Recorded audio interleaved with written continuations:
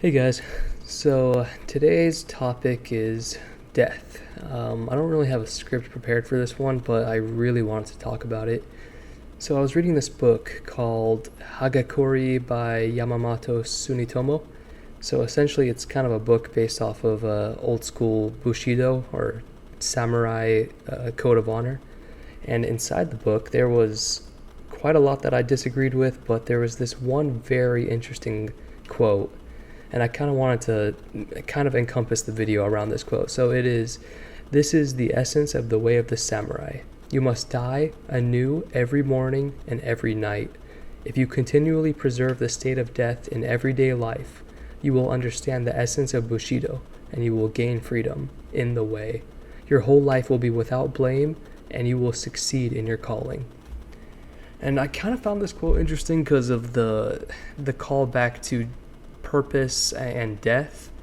I think death is kind of one of the things that we tend to overlook quite a lot. I mean, like, how often does, the average man think about death? And that kind of brings me to a hadith that I read by Prophet Muhammad. It was said to him, "O Messenger of Allah, which of the believers is best?" He said, "He who has the best manners among them." He said, "Which of them is wisest?" He said, "The one who remembers death the most and is best in preparing for it. Those are the wisest." Now, if we kind of try to figure out what makes you so wise about remembering death, well, there's a quote from the Quran that says, "Every soul will taste death, and you will only receive your full reward on the day of judgment. Whoever is spared from the fire and is admitted into paradise will indeed triumph, whereas the life of this world is no more than the delusion of enjoyment." And I mean, it's really in that last line, the delusion of enjoyment. It's a wake-up call, right? Remembering death allows you to snap out of whatever grip that life has you in. And don't forget, from a Muslim perspective, life is, it's supposed to be kind of hell for the believer and heaven for the one who indulges in it, who chases after the world.